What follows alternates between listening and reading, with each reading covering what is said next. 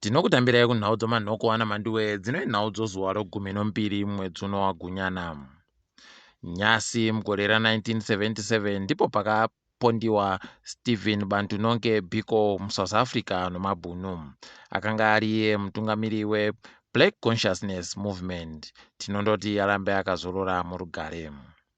Munhau dzanyasi, kanzuru yoguta romutoko yanetseka nokutora manyara akarasiwa pese pese. Izvi zvakonzera kuti manyara azare nharaunda dzese dzinogara vanhu. Idi guta redu romutoko pamutoko senda po pabodzipo nenzvimbo dzakataramuka dzakaita sana Kotwa kutori nomarara ari kushisa vanhu zvokuti zvirwere zvingangotekeshera kubva ikweyo. Kambani yodzimotika Impala Car Rental yagonzi nomumwe mutongi iburitse umbo hwezvakaitika kuno vanhu vakatora motika kubva kwaari pakanopambiwa Tawanda muChehiwa. Izvi zvinotofadza nokuti kambani yange yaramba kuburitsa umbo uhwu. Mumwe murimi wokuGuruwe kwai agoda kuita mari nokutengesa kamhiripiri kache kunyika yoBritain. Ari kutengesa kamhiripiri akatenza kuti Dr. Tiraburu. Idi kwai kano matiraburu kamhiripiri zvokuti kari kudiwa nevanhu vazhinji ikweyo. Tinomushuvira kubudirira pane izvi.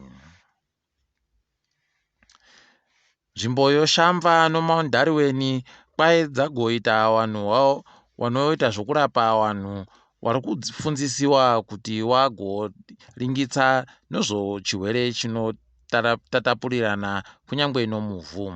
Ichi chirwere kwai chine zita rinoshisa riribe kuzikana zvizhinji novazhinji, saka vari kufunzisiwa.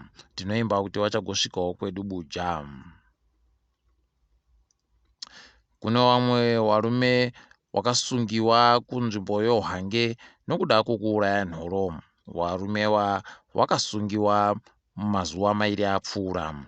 Isu kwedu Buja tinangwarirawo kuti tikaisa mutehwe tigoziva kuti tinogona kundosungiwawo.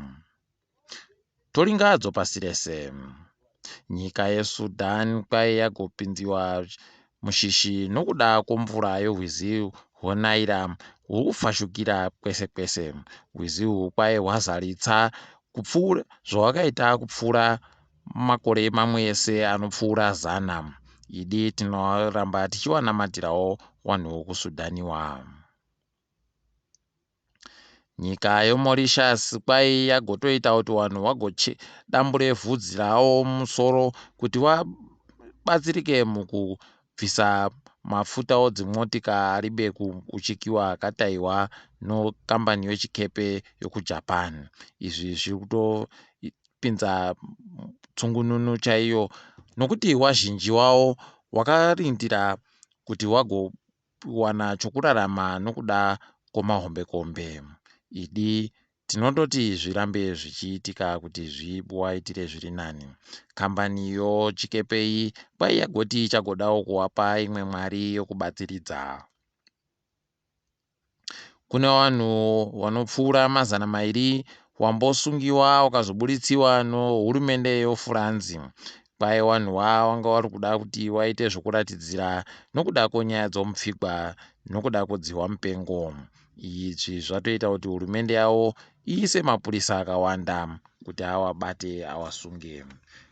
Takadaro mabiya angu togumira pano. Ndini wenyu Mhanduwe onhau.